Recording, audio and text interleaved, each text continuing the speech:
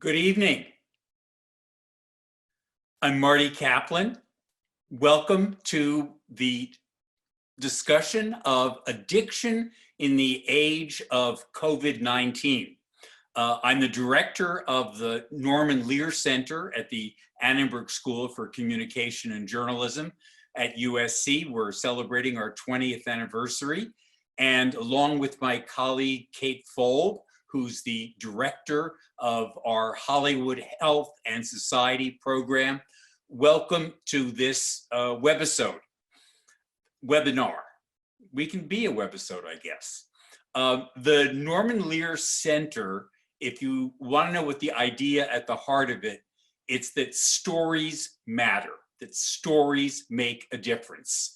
We learn about who we are through stories, and we try on who we want to be through telling stories. But it's not only stories that matter, it's storytellers that matter. And many of you, most of you probably, are storytellers, and you are experiencing a story right now. We all are, not dispassionately, but we are actively in the middle of this story, and conceivably it becomes the part of the story of your own life and part of stories that you tell. And that's what this series of webinars is about. It's about what times we're going through and the stories we tell about them and the stories that it is telling in our own lives. Last week, we had a webinar about mental health. Tonight, it's addiction. And then every Tuesday night, same time for several nights to come, we'll be doing other topics as well. Tonight, we are very fortunate to have as co-moderators of the conversation, Michael Winship, who is the immediate past president of the Writers Guild East, and Beau Willimon, who is the current president of the Writers Guild East. Both of them are members of the board of Hollywood Health and Society, our program.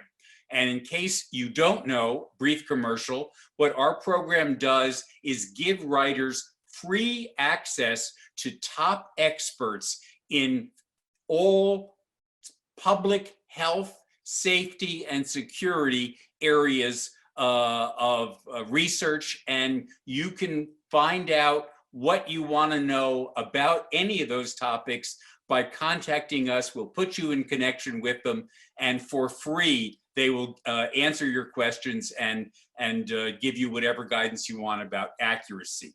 We are recording tonight's webinar. It'll be available on the Hollywood Health and Society site, so you can find it there. You will also find, as part of this webinar, in the chat function, some tip sheets produced by Hollywood Health and Society. For example, a tip sheet about depicting addiction in screenplays. You'll notice that the raise your hand function does not appear tonight. There will be Q&As, and the way to ask questions will be to go to the Q&A function, and you don't have to wait to the end to ask them. You can start putting them there as they occur to you. And then finally, at the end of the evening, there will be a survey asking you to help us understand what you found helpful to you and how we, in going forward, can improve the quality of it. So to lay the table tonight, I'm going to pass the baton to one of our co-moderators. He is an Emmy award-winning writer and producer from his longtime work with Bill Moyers. He also writes a terrific column at commondreams.org, which I highly recommend to you. And take it away, my friend, Michael Winship. Thank you so much, Marty. It is great to be back tonight. As Marty mentioned, this is the second of these webinars that we've been doing. And our panel and everybody, we're all across the country tonight. We're in California. I'm at the epicenter here in New York City. My friend Beau is in Brooklyn. We've got people in in Minneapolis, St. Paul, and at Yale in New Haven, Connecticut. So we're pretty widespread tonight, which is great. Just know that this is all being recorded and will be available online in the days ahead for anyone who wants to take a look. Last week's session on anxiety and COVID is already posted on YouTube and other places. There are many of you on this call. As Marty said, you now know how to file a question if you have something you'd like us to bring up toward the latter part of this discussion. So I just want to introduce our guests and my co-moderator. First of all, Dr. Leo Beletsky, Professor of Law and Health Sciences and the Faculty Director of the Health and Justice Action Lab at Northeastern University. Just one of his many areas of expertise is drug overdose. William C. Moyers is Vice President of Public Affairs and Community Relations for Hazel and Betty Ford, and he is the author of several books, including Broken, My Story of Addiction and Redemption, a New York Times bestseller. Dr. Ayana Jordan, MD, PhD, and addiction psychiatrist, assistant professor of psychiatry at the Yale School of Medicine, and medical director of Recognizing and Eliminating Disparities in Culturally Informed Healthcare. That's REACH, a group dedicated to increasing the number of addiction specialists from racial and ethnic minority populations. So I'd also like to now introduce our co-moderator tonight, Beau Willimon, creator and executive producer of the Hulu series The First and House of Cards on Netflix. As Marty mentioned, he's the current president of the Writers Guild of America East, and will introduce our other guests this evening. Beau. Hi, thank you, Michael.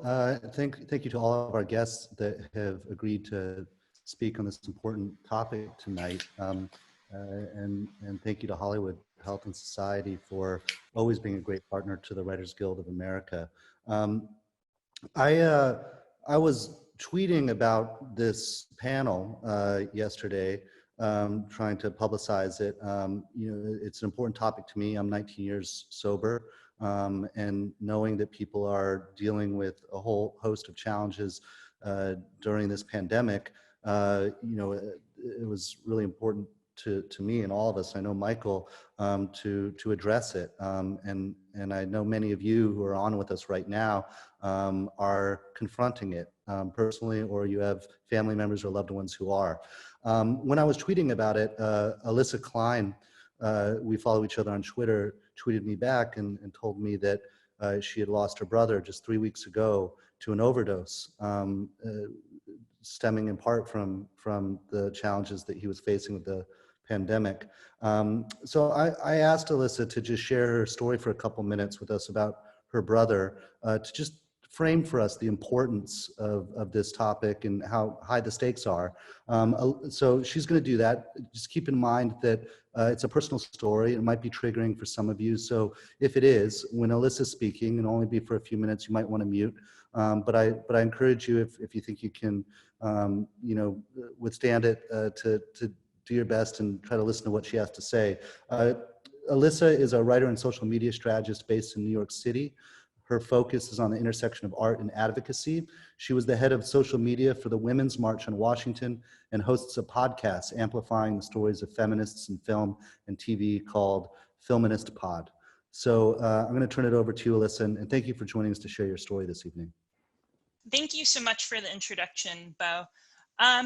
So around this time, 3 weeks ago, I got a message from a man on Facebook who said he's my brother's landlord. And so that's how my father and I found out that my brother had passed away. And we're still waiting on the results of the toxicology report, but all signs point to it being an accidental drug overdose. My brother, who was 12 years older than me, he had drug addiction issues his entire adult life. So it was something that was part of all of our lives. He had been doing really, really well for the past year. And my dad actually sent me a text message that my brother sent him shortly before his death, saying that he was a month away from a year sober. And he was working as a personal trainer at a gym in Orange County. He had a toddler daughter who he absolutely adored. And so basically he was doing incredible. And then because of COVID, he, like so many others, was suddenly out of work. He had to stop visiting his baby daughter. And I'm certain that the support systems that he had in real life had suddenly gone away. And he also had all this time on his hands. So we'll never know what exactly happened, but essentially it was just a perfect storm for him to relapse. And so that's what happened. And it's been a sad few weeks, but the thing that is keeping me the most hopeful and the most comforted is trying to share my brother's story and hopefully help other people, because my brother isn't the only person who has addiction issues, and this is going to be a bigger problem as time goes on. So I'm really grateful to you all for creating this conversation and getting this message out there. Thank you very much, Alyssa. And it goes without saying that all of us are very sorry for your loss, but grateful that you were willing to share your story with us. Michael, turning it back over to you to kick it off with our expert panelists. Ayanna, I just wanted to get your reaction to the story Alyssa just told about her family. Yeah, I think it's devastating and really terrible. And again, I want to just express my condolences, Alyssa, to you and your family. You know, Michael, it's not uncommon, unfortunately, in terms of what's happening with the opioid epidemic and the thousands of lives that are being lost unnecessarily. I think that in the midst of COVID-19, we will continue to see, unfortunately, unnecessary deaths related to not only the disease of addiction, but also carelessness related to our government and systems that are not in place to really support people with addiction and making sure they have access to the support they need. Full disclosure, I am a proponent of harm reduction. And so that means just meeting people where they are at and making sure that we can support them in the aspect of recovery in which they are able to agree upon, right?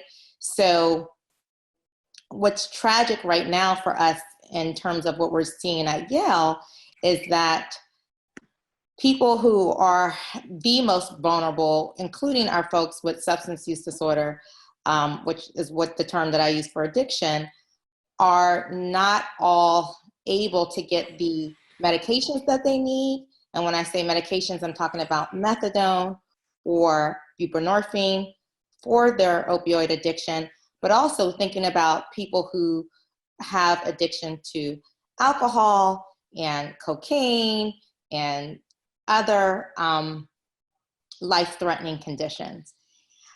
And so it's really devastating. It really is devastating. And I think everyone talks about, you know, being able to do what we're doing now is use technology in terms of making sure people have access to different treatment modalities. But I just want to raise the point that I think is an extremely important one. Not everyone has the privilege of being able to interface with their doctors through technology because it just doesn't exist. And so the place where I work at, I'm in a community mental health center. I service many vulnerable populations with addiction, but people from racial and ethnic minority backgrounds who, unfortunately, because of things like structural racism, do not have access to basic things like the internet, right? So they cannot see me in order to get care. And so we have to do basic things like make sure that we are able to buy phones for them so that we can interface and give them the support, one, to maintain recovery, but also think about how we can get them access to their medications, right? So we've heard about, I mean, we've been reading and hearing about the disproportionate numbers of people of color suffering from and dying from COVID. And there must be particular issues. You're starting to raise them for racial and ethnic minorities that are struggling with substance abuse. No, absolutely. And I think one important point to just make here, and Alyssa raised it, and the story she told was really thinking about how people with addiction are at increased susceptibility to COVID because of their substance use. So we're thinking about people who already are maybe injecting drugs and have a higher likelihood of having a depressed immune system, so they're not able to fight off an infection. Many of my patients who smoke cocaine, so crack cocaine, have COPD or lung injury, so it makes them more susceptible to a COVID infection.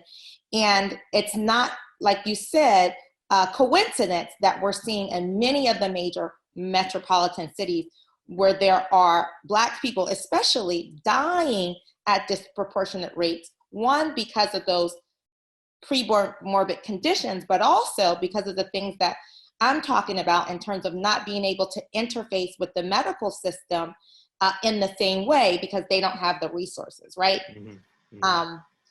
Yeah, so I don't know, Michael, I can stop talking, but I'll go on and on, but I do want to share. No, it's great. I do want to share a story because I think it really quickly, and I'll stop. It brings home kind of what I'm talking about. So there is, let's call this person Cleopatra. She is a Black woman, and she smokes cocaine. And just this year, so she's been in the ICU 27 times, okay, because of her inability to stop using cocaine, but also because of her co-occurring bipolar disorder that is not adequately managed, right? And just in this last 3 weeks, she's been ruled out 3 times for COVID-19. So that just means that she's been admitted to the ICU 3 times. And because she cannot access care in the community, she will continue to be admitted to the hospital and honestly probably die because she's not able to interface the medical system. And it's really the system that is failing her because there are not addiction centers that are willing to take on such a complicated case because she doesn't have access to telemedicine services. Right. So I just, want to bear in mind all of the people that are already susceptible, but then thinking about even more because of their racial and ethnic backgrounds. It really is a tragedy, and we will continue to see people die unnecessarily. Leo, what has been your experience at Northeastern? I mean, what is going on there, and how are you coping with people with substance issues reacting to the danger of this pandemic? How are you all able to handle it? How are they able to handle it?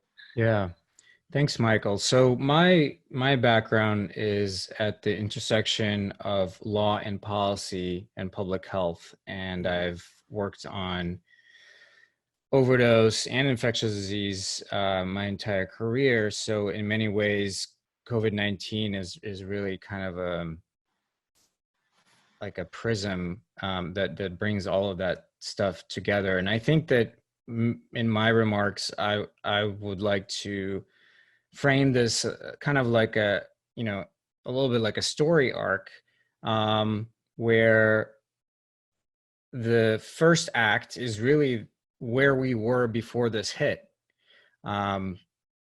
We were in the middle of a public health crisis before this happened.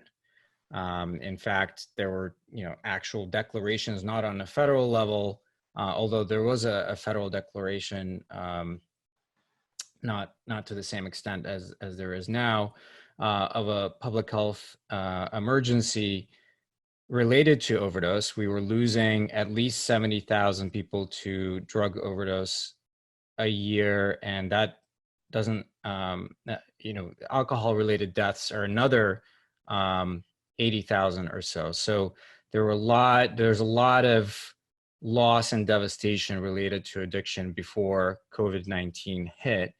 And to Dr. Jordan's point, these fault lines around racial disparities, around class and economic status were very visible already in the overdose crisis, which people often like to say that substance use and addiction don't discriminate, and that's true to a certain point, but they certainly affect different people differently. And so that's why we saw elevated risk among minority and among lower income folks and folks with co-occurring conditions and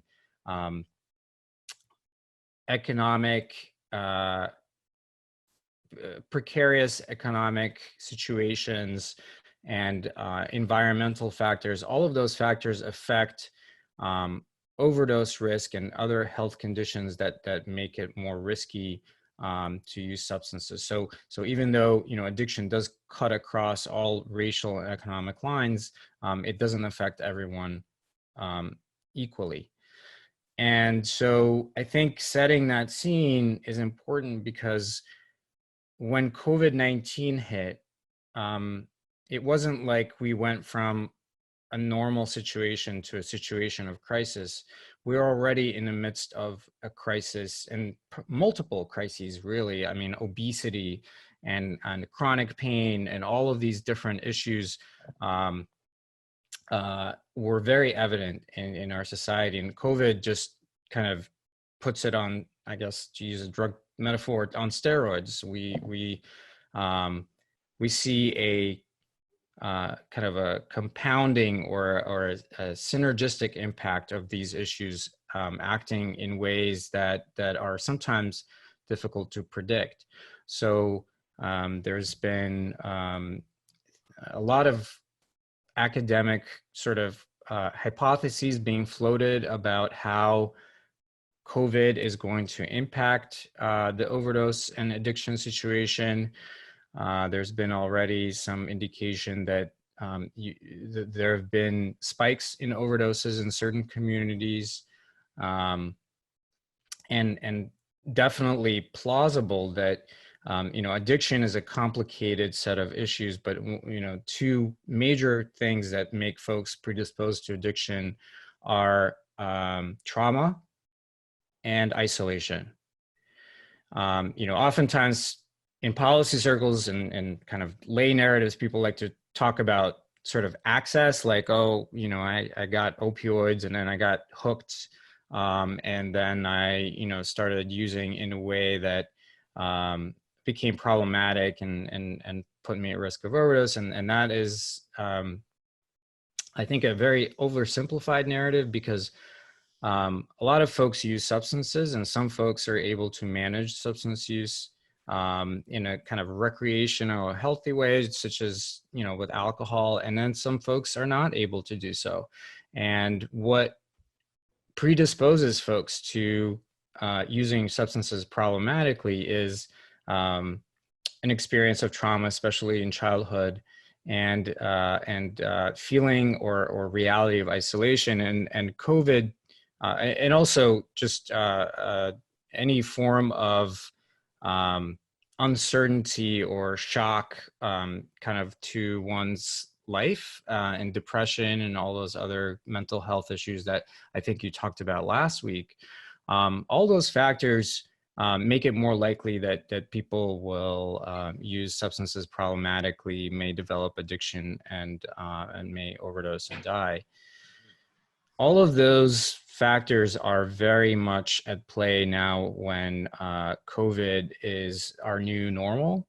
And I think that we're going to see a compounding and a worsening of the existing overdose crisis, but other addiction-related crises happening, especially in the context of, reduced access to services that Dr. Jordan mentioned, reduced access to family and friend support structures, which a lot of folks who are in recovery rely on,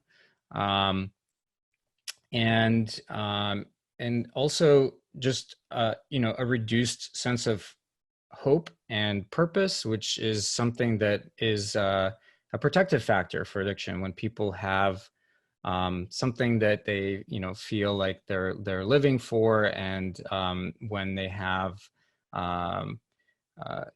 sort of a sense of purpose and a sense of hopefulness. So that's kind of where we are. And then I guess the final thing that I'll mention is in this context of this architecture of the story about COVID-19 and addiction, which is that the trope right now is that folks want to get back to normal. And everyone talks about, when can we go back to normal? And I wanted to just problematize that for a second, because for a lot of people, normal, the status quo, where we were before this pandemic hit, isn't necessarily a place they want to go back to. And that is where we get into the structural issues, some of which have already been mentioned, but I think that COVID-19 in many ways, and the overdose crisis before that, had really highlighted. It was like, the ink that gets injected into folks so that we can see inside them to figure out, what may be wrong with them. I'm using a medical metaphor that I'm not really qualified to do, so maybe Dr. Jordan will correct me. But there are lots of fissures and fault lines in American society, and we're really not taking care of our most vulnerable folks, but even just normal folks. The fact that so many people lost health insurance and they're not able to get tested or treated for COVID was also an issue during the overdose crisis. I mean, we have a very broken healthcare and health financing system in this country.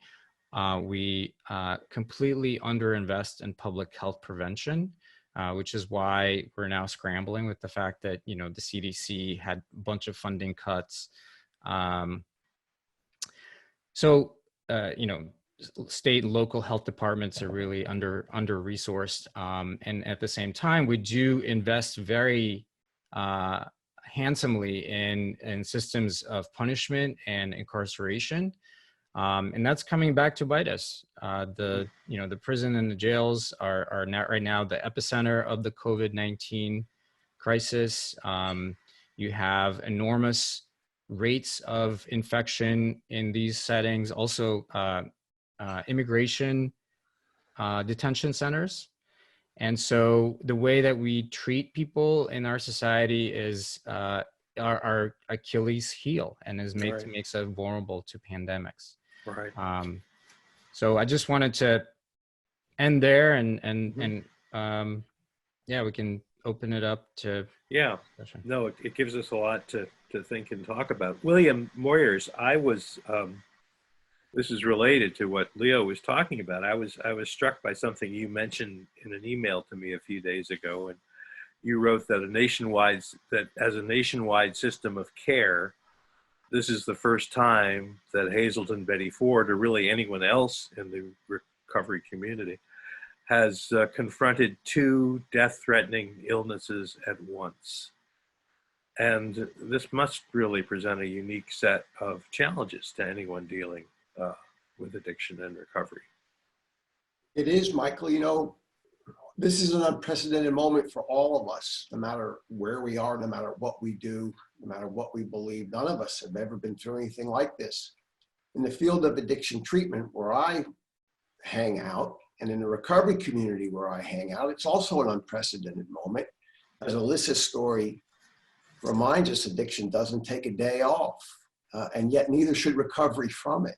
Whether you're from the inner city of New Haven or whether you're from the bucolic suburbs of Minneapolis and St. Paul, where I am, we should all have access to good treatment, and we should all have access to supportive recovery, particularly during a pandemic when so much of our energy, so much of our nationwide focus, so much of what the policymakers are focused on is the pandemic itself. We have to remember that there's a subset of many millions of people who need help because they have a substance use disorder, or they need help in their supportive environments around recovery. We know that addiction is an illness of isolation, and the antidote to it is community. It's people being together, however you define that. Some people define it through the 12 steps, some define it through church or yoga. And we can't abandon the reality that community is the antidote to addiction, even though social norms have been turned upside down.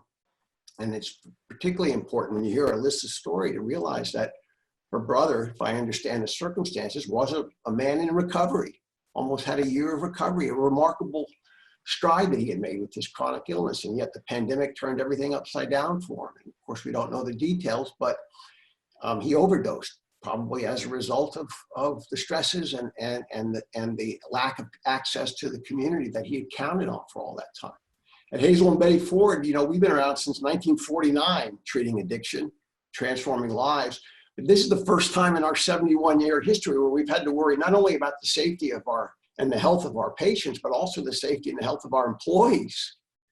You know, and that's been a very tricky dynamic for us. Because you're still intaking patients. You're doing inpatient. Yeah. We have, you know, we treat addiction in 7 states, including New York and California, and we are still admitting patients into our residential care. But we really had to pivot very quickly and harness telehealth to make sure that people still have access to clinical care, and equally important, have access to those supportive recovery safety nets that are so vital to their own recoveries. Well, it's fortunate that you all were in the process of developing a virtual intensive outpatient program even before this happened. So Right. There was a certain serendipity there that you were ready for that. We were ready for it. Addiction treatment has often gotten a bad rap because it's sort of behind the times or behind the technology curve. And there's been some truth to that. But at Hazel and Betty Ford, we had been developing a virtual intensive outpatient program for over a year with the intention of rolling it out in the spring of 2020. Never did we imagine we'd roll it out into the midst of a pandemic, but we have, and suddenly in 4 weeks, we've taken 1,800 patients who are in an outpatient setting or would have been in an outpatient setting and put them into a telehealth setting. Now, to Dr. Jordan's point, most of the people that we treat are people who have insurance, private health insurance. They have access to technology and so on. And I'm not as well versed or can't speak like she can or some of our other panelists to the needs of these underserved communities. But in the communities that we serve, primarily middle-class people with private health insurance, we have been able to provide them with the care that they needed through telehealth and through technology. And so far, it seems to be working pretty well. It's a remarkable moment for us in our history and in the addiction treatment field. I have a question. I was going to say, Beau, between the two of us, you and I have 38 years of sobriety. So I wanted to get you to jump in on this. Well, I have a question. I mean, we've talked about big picture, and it's been a pretty bleakly painted picture, and rightly so. It was bleak before COVID, and we're hearing that we're facing increased challenges. I'm curious in terms of the realm of hope, in terms of what people, whether it's work that you've been doing institutionally or anecdotal stories of how people have been adapting. What are some of the more, and I realize we're only a month into this, but what are some of the more effective strategies that you've seen employed to adapt to dealing with recovery or harm reduction during this surreal time? Why don't we start with you, Dr. Jordan, and if the others want to pipe in, that'd be great. Beau, thanks. I appreciate you starting with me. It might not have been the wisest choice because I'm not hopeful at this moment. And I think, quite frankly, I'll try to provide some hope, but quite frankly, it's infuriating because in the space in which I live and work daily, my folks are forgotten about, they really, really are. And so, it's encouraging in terms of just being an addictionist and addiction doc for me to hear William talk about, upper middle class or middle class folks with insurance, probably white, who are able to access these services because my people cannot. They simply cannot. And so we're one of the few places in the entire state of Connecticut that is still willing to see people in person because we have to.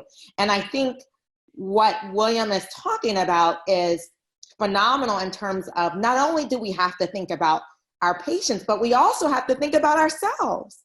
Yes. Because we don't have the protection, the PPE, the personal protective equipment that we need as docs to take care of our folks.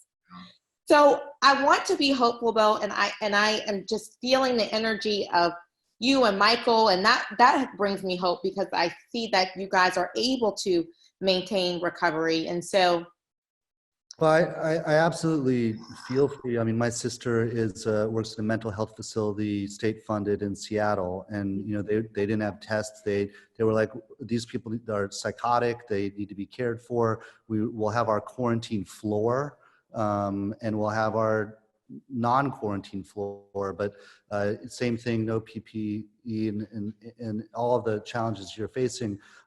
So I feel for you and admire you and thank you for your work. I guess what I was trying to get at is there's people on this Zoom conference who are clearly very interested in what we're dealing with nationally. But there's also people who are confronting their own substance abuse disorder.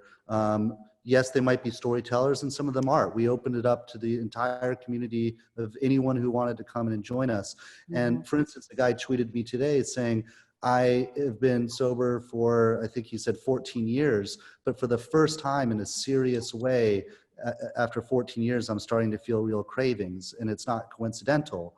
What do I do? And I said, well, I'll ask your question for you. And I guess, so I'm trying to get a sense of what you all have seen or employing for people with substance abuse disorder in this surreal time. What are some of the options that are available to attempt to address it? Yeah, no, and I'll stop after this. One of the things that I just want to say that I think is important, just in terms of terminology and trying to make sure that we don't further stigmatize people with addiction. I try to say substance use disorder as opposed to abuse, just because we think about abuse in terms of a really negative space like physical abuse or domestic abuse. So I humbly suggest just thinking about substance use disorder. And Beau, I apologize. That's not to you specifically. Lots of us do it. I was trying to use your term, and then I messed it up, so it's on me. All good in the hood, but in terms of hope, I think in trying to really find a silver lining, what has been awesome, and I think maybe Leo touched on this and William as well, is the resilience of our folk in recovery. And what I mean by resilience is really that's a tool that everyone has access to, no matter what race or ethnicity you come from, no matter what SES status you belong to. And I think people are really tapping into their own creativity. And what I mean by that is forming these, maybe not telehealth, but communities in which people are able to tap into because of their common desire to not use drugs.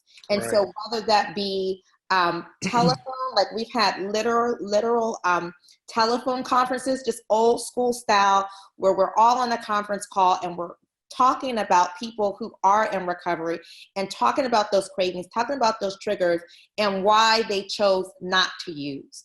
And that has really been powerful because you have people calling in from all over, for us, the state of Connecticut, really trying to support folks.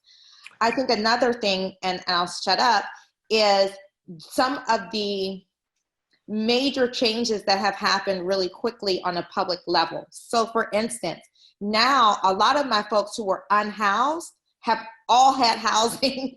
It's temporary, and it's going to be interesting to see what's going to happen post-COVID. But people who have literally been on waiting lists for 2 and 3 years because they were not housed for several reasons, but a lot of them with addiction now have access to housing. So that's really positive. And the last thing I'll say is making sure people have more autonomy in their treatment. So one of the treatments that we use for opioid use disorder is something that I mentioned earlier called methadone, right?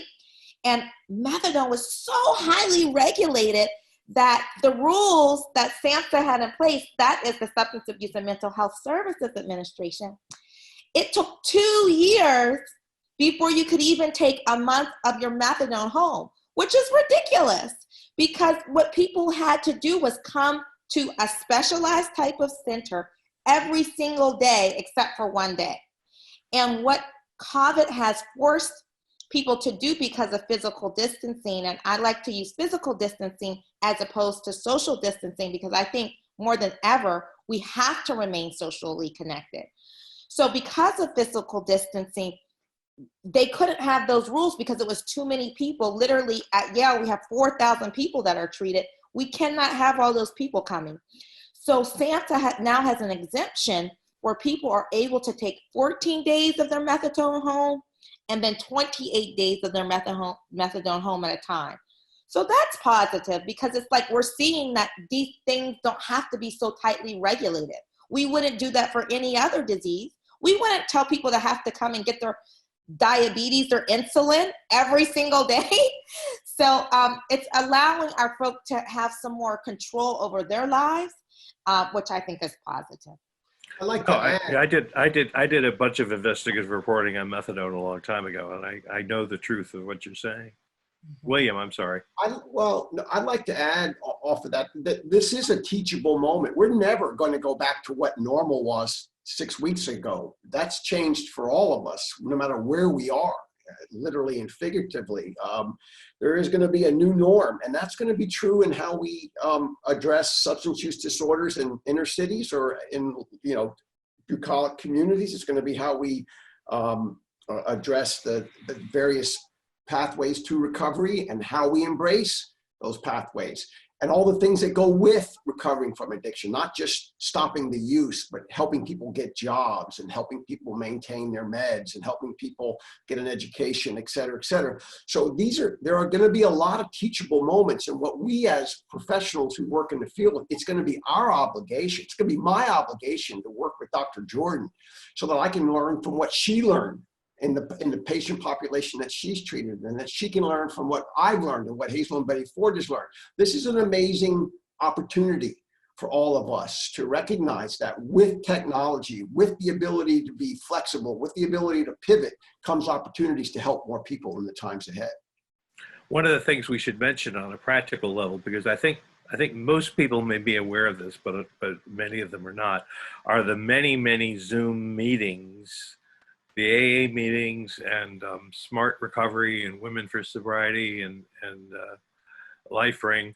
There are just tons of these meetings. And even if you don't have access to a computer to get the video and so forth, you can call into them via your phone and be on the phone for a meeting. And there are more than 5,000 meetings in New York City on a normal basis, but hundreds of them are making themselves available. And it's a terrific thing. And not only can you go to your usual home group meetings or other meetings in your town, you can go to Paris, you can go to London, you can go anywhere in the world. I was in a meeting in Washington, D.C. I have a home group in D.C. too, but I was in a meeting in Washington. I've been in a meeting in Dallas. I mean, it's an extraordinary thing. There's one of the points that I think we needed to make is, not everybody does have a cell phone, but cell phones are about as ubiquitous an item in the world as we now have it. And it shouldn't be that people who can't afford one don't have one. In fact, we should make cell phones a part of one of the tools that people use to manage their chronic disease, whatever their chronic disease is, and that includes substance use disorder. So I think that coming out of the examples that we've talked about tonight is going to be a lot of opportunity, as I said earlier, for us to learn from each other, and then to go to the policymakers and tell those policymakers that this is what we know and this is what we need to make happen if we want to expect that we can address this, substance use disorder when the next pandemic comes. Has there been any stimulus? Has there been anything in any of the stimulus legislation? Leo, have you seen anything that helps the community, the recovery community, and for treatment? Well, there's a lot of provisions to help essentially keep healthcare institutions afloat that will certainly help, some people who are struggling with addiction. There's, I think of it kind of in two buckets. There's things that are kind of direct healthcare and recovery assistance, and then the other bucket is structural, right? Because a lot of times people face risk of problematic use and overdose as a result of structural stressors or structural shocks, and losing one's employment, losing a loved one, all of the tragedy and devastation that's happening, that's going to be a major factor. So of course, if government is stepping up and fulfilling its social contract and supporting people as they lose their jobs and lose stability, that's going to protect them from overdose and from problematic substance use. And unfortunately, I think that the current stimulus bill, the CARES Act that became law just recently, is woefully insufficient. $1,200 for many Americans isn't nearly enough to help keep their lights on. And if people become economically unstable and or homeless, they're not only at risk of COVID-19 transmission and transmission to others, but there's also a lot of risk of COVID-19 acquisition and possible death. And so I think that, in this topic of social contract, if we're going to ask people to stay home and save lives, it's incumbent upon us to help people make that possible for folks. And I think that we're not really stepping up and not doing nearly enough. I also just wanted to plug one thing. So to Dr. Jordan's point about language, for those of you who are interested in the topic of language and various narratives and tropes that are used in the field of addiction, my lab has a website, which is changingthenarrative.news.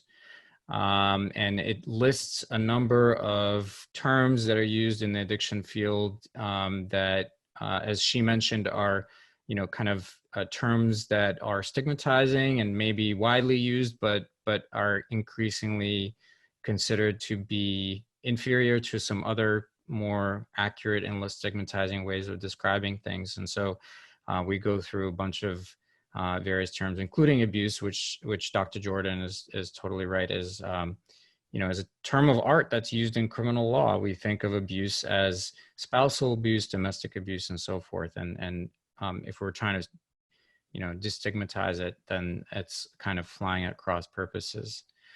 So I'll stop there. Great, thank you. I'd like to add something if I could. Yeah. I've been in recovery. I started my journey in recovery in 1989. It took me a couple of years to get some traction and walk my walk as I have now since 1994, not perfectly, but a day at a time adds up after a while. And so I've been walking my walk and since 94, and I've worked for Hazel and Betty Ford since 1996. So I've been around a long time. And I got to tell you a positive thing and I know it's not a cure-all from what we've talked about tonight, but this is the first national event where people in our field have been sought out by the media for what we think about addiction and recovery in the context of this pandemic. It didn't happen after 9/11. It didn't happen after the Great Recession of 2009. It hasn't happened any time else except this time to the degree that it's happened this time. I've probably done 3 dozen media interviews, some with national media and some with local media in the last couple of weeks, just about what we at Hazel and Betty Ford, or what I as a recovering person am doing in the context of this pandemic. And I think that's a really positive recognition that, that we have done a lot of good work, we being this field, to push our issue up to the mainstream in a way that we are seen as being viable and legitimate, and knowledgeable when it comes to the things that we know. And I would say that that's a good step in the right direction. It's not going to solve the problems that we've talked about, but it's a good step that we're being recognized for what we are and what we do. Yeah, and Well, I just want. Go ahead, Leo. I'm sorry. Sorry, I just wanted to. I kind of spaced and forgot the initial question, which is about hope and positive elements. I think what Dr. Jordan talked about in the context of cutting unnecessary regulations is a huge step. I myself and my colleagues have been advocating for reform, not just kind of drug policy reform writ large, which is also something that I think is worth talking about, but the regulations around addiction treatment, which essentially they conceptualize addiction treatment or treatment for opioid use disorder specifically as kind of a separate and unequal system of care. It's a really, it's really a kind of a civil rights almost issue because, we have sort of our mainstream healthcare and then we have addiction treatment, and it's somehow, considered apart from mainstream medicine, and that's been a disservice. And there's been a lot of, to use the technical legal term, bullshit around regulatory hoops that people had to jump through. And in the context of COVID-19, I don't usually speak positively of the DEA, but they have been extremely proactive and sensible and essentially lowering those barriers and allowing people to access care in whatever fashion they're able, including through telehealth, as Dr. Jordan has described. And so this is one of those major government actions that has actually been extremely positive, and I hope that we don't go back to normal when this crisis subsides. Great. And so I want to steer it back towards the individual, right? Because we've been talking again, big picture policy, but we got a comment, someone that asked, thank you so much for doing this panel. What are some best practices or resources for dealing with my addiction in the moment? What can I do in the moment to quell my temptation and stay positive? I guess that's what I was getting at. Not even, it's great to hear like hope, big picture, but someone's dealing with addiction during COVID, and I know there's not a one size fits all, but what are the resources? What should they be doing? We've heard about Zoom meetings. What else can people do? Are there simple things in terms of building routines or what have you? Let's, for some of the people on this call who are really struggling and maybe wondering what can they do in this new environment, is there any advice? Well, I'll just say that it's okay to ask for help, number one, and there is help out there. I think one of the most important things that those of us who struggle with substances can do is realize that we're not alone. Actually, addiction is an illness of isolation. The antidote to it is community. There's millions of us out there who are recovering in one way, shape, or form. And an acknowledgement that you're struggling and asking for help is a very important step in the right direction. Don't put off tomorrow what you can ask for today, because tomorrow might be too late. Alyssa's story reminds us of that when you overdose with this illness, you can die. So if you're struggling with addiction tonight and you're tuned in here, you go get help. You can get help. It's there. And even in the midst of a pandemic, it's available. So ask for help. There's a lot of other things, but I'll let the other panelists add as well.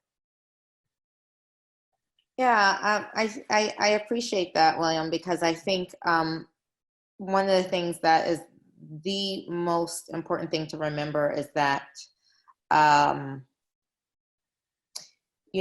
like people say, you just really have to take it one day at a time. And there are people who are really there to support you.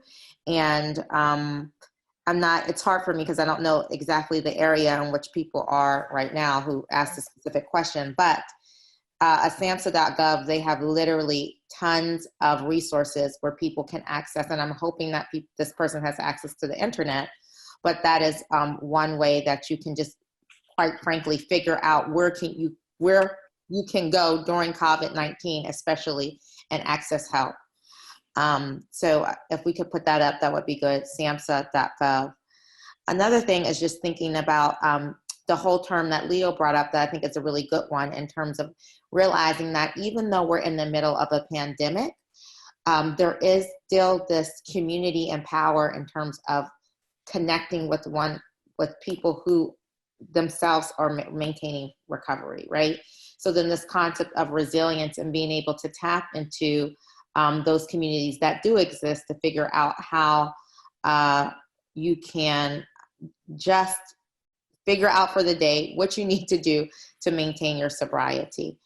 So those are things that I can kind of say without really knowing the specifics, but even in the midst of this, people are putting sobriety days together, and it's really, really fascinating. And then the one thing that I will say too is,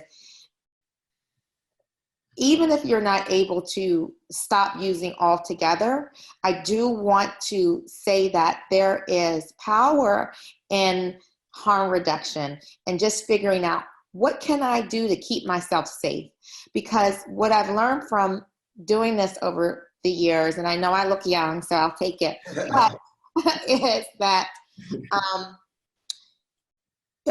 you have to be alive in order to even be in recovery, right? And so making sure that you have access to clean syringes and crack pipes and a community that really will support you in making sure that you have a safe supply. That's another thing that we didn't talk about. And so there is a document that a bunch of us at Yale have put together, and it really has some basic tools of how you can practice harm reduction in the context of COVID, and just some steps of how you can keep yourself safe even if you are still using. So making sure you have access to things like Narcan. That's a medication that can reverse an accidental overdose, right? Making sure you have access to alcohol. If you are really an alcoholic, you don't want to just stop drinking altogether if you're not in a supportive community, because you might have a seizure and die. So, I mean, these are things that, again, I if you're not using, that's great, and there's supports for you, SAMHSA.gov, but I also just want to plug that if you are using and finding it difficult to stop, there are some resources available as well. Dr. Jordan, how's the best way to find that document that you and your I colleague- am going to email it right now while we're talking. And I hope we can get into some more Q&A so that you guys can all disseminate it, because I don't know the best way, but I'll send it to Kate and Lika. I'll just add too,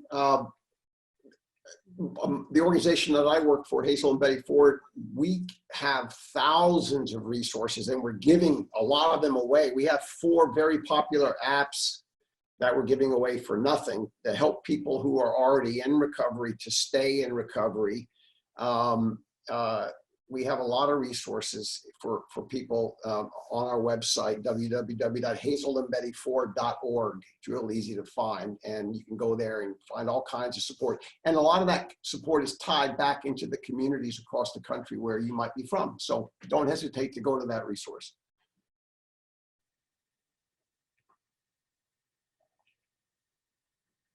Michael, you're muted. You're trying to talk, but you're muted.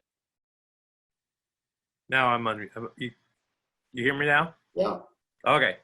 SAMHSA.gov, which Ayana was talking about, which is a great resource, but they also have a hotline if you don't have access to them via your computer. And their hotline number I can give you, it's 1-800-662-HELP.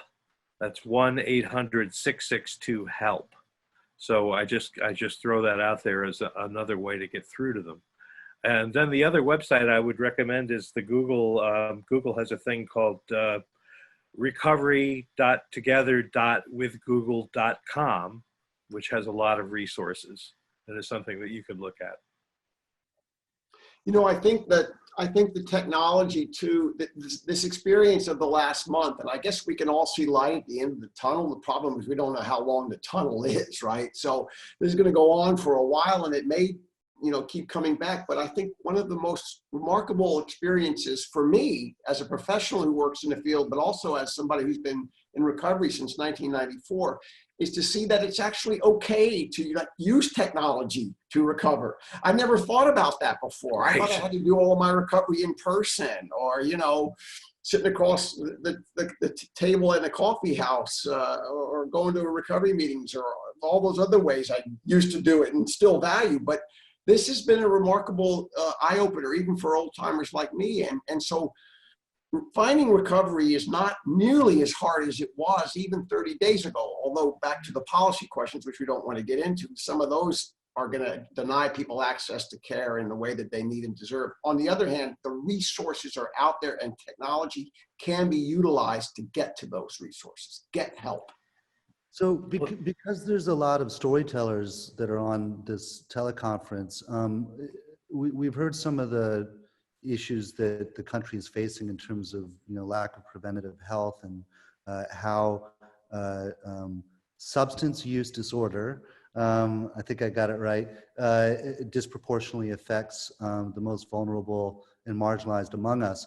What else should storytellers be thinking about, whether it's related to COVID or not, but in this area, on this issue, what are the myths that need to be busted? What are the things that need to be advocated for in the stories that we tell? What's the most important message, in your opinions, that we need to share? Good question. Good question. I think that one of the most important stories is one of an illusion of sort of rugged individualism and our kind of personal bubbles, and how we have not really expressed solidarity in many of our stories and many of our policies, and it's oftentimes, especially on social media, it's about what I'm having for lunch, and this aspirational kind of storytelling that people engage in. And I think that in many ways COVID-19 has really forced us to grapple with the fact that we all share a common fate, and there's certainly a lot of very important analysis about the kind of socioeconomic divide, and how some people are able to pursue social distancing in their home or on their yacht or whatever, and some people are not. But there are these very vivid moments of shared fate that people don't often think about. One example that I think is really clear is the shared fate of people in correctional settings, where you have people on either side of the bars, both people who are imprisoned and the guards, falling ill and dying from COVID-19 at almost the same rates. Rikers Island now, I think it's 1-to-1 in terms of the prisoners and the guards. And the same is true of police officers and firefighters and other first responders that, a lot of the focus right now is on doctors and nurses, and absolutely valid, and what they're dealing with is absolutely horrific. But for people to be getting to the hospital, they have to go through the emergency response system. That emergency response system with the paramedics and the police officers and the firefighters are also incredibly hard hit with this virus. And even just from kind of a storytelling, people love stories about firefighters and cops. That's I don't know what percentage of TV writing is about those groups. But I think that in many ways, the way our society fails to invest in prevention and, sort of maintaining the social contract, in the sense that, people are falling through the cracks, that all falls in the lap of first responders, and they're left holding the bag. And oftentimes, before COVID-19, you saw really high rates of mental health issues and substance use and suicide among first responders. Now you're seeing them actually getting sick and dying.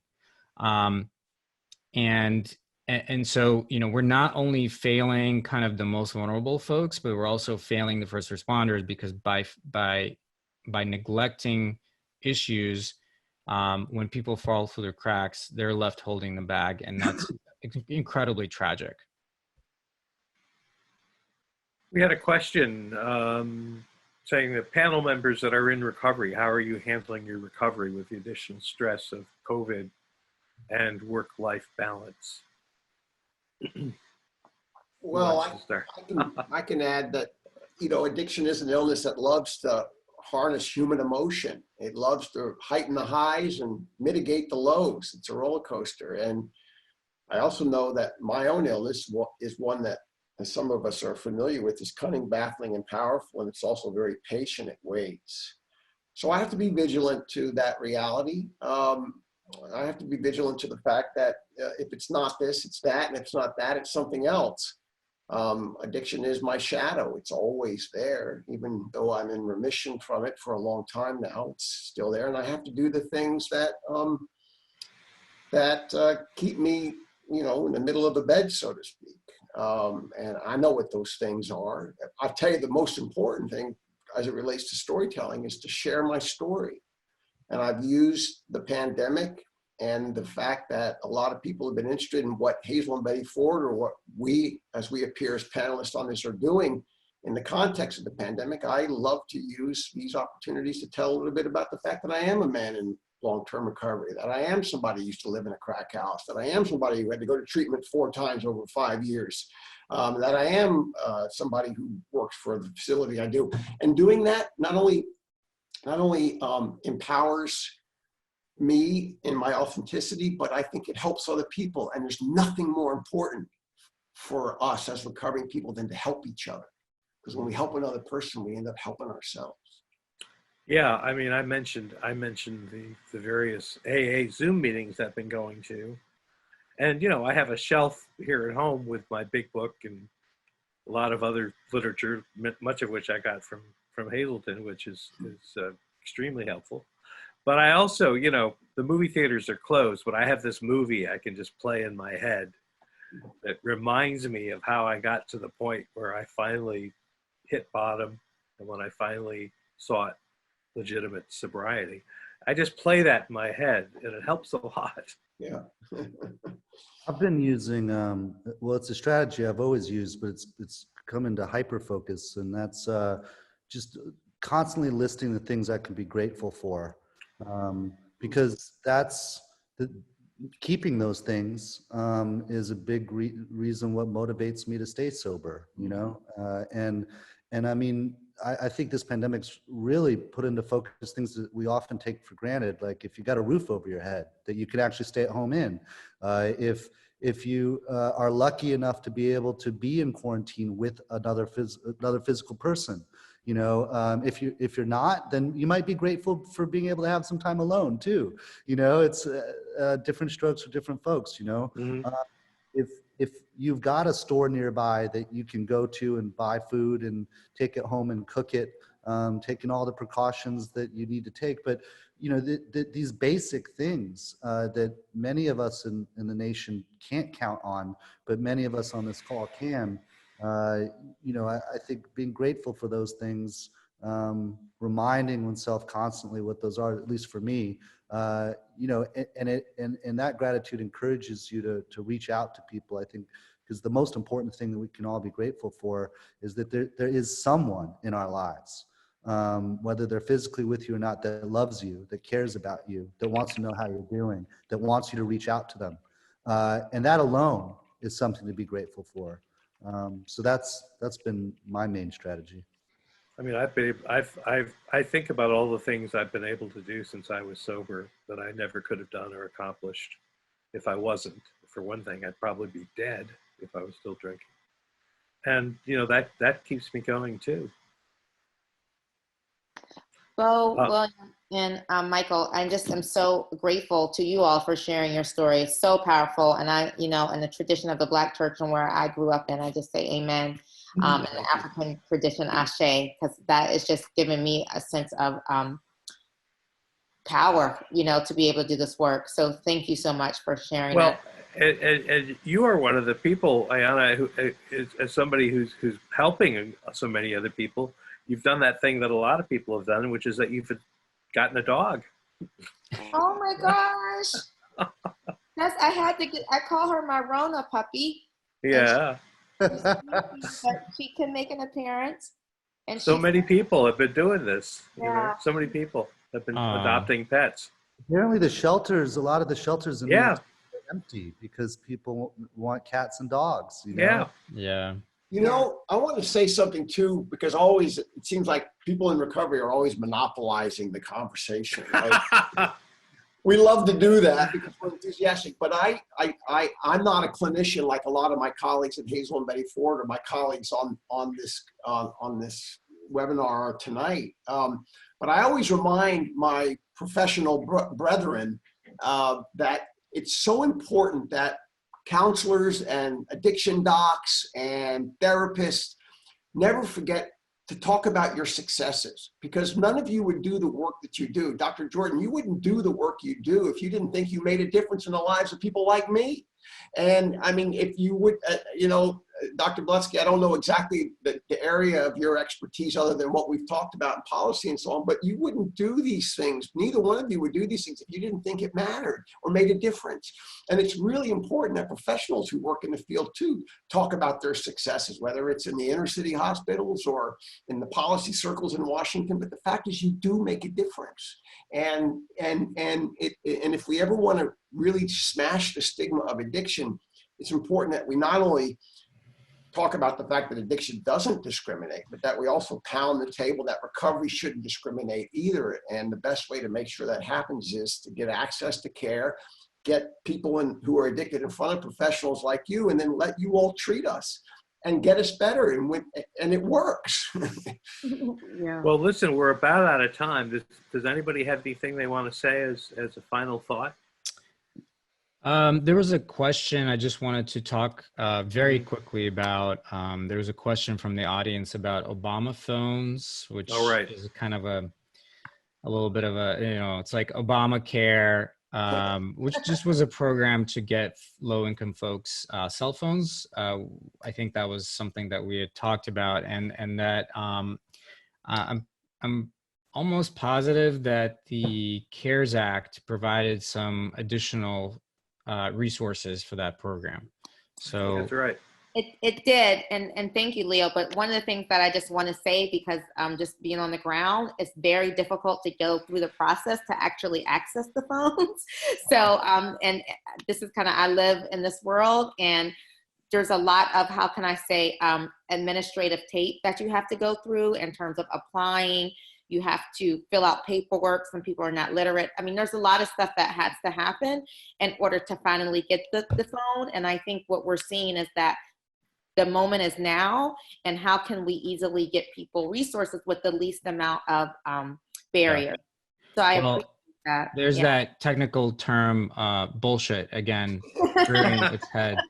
I think that, I hope that one of the takeaways is that we need to make it easier for people to access resources across the board.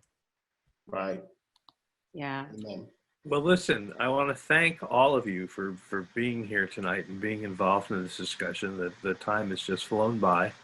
I want to thank both of my colleagues at the Writers Guilds of America, East and West, and the folks at Hollywood and Society, Kate Fulb, who's about to lead us out here and to tell us what's going to be going on next week.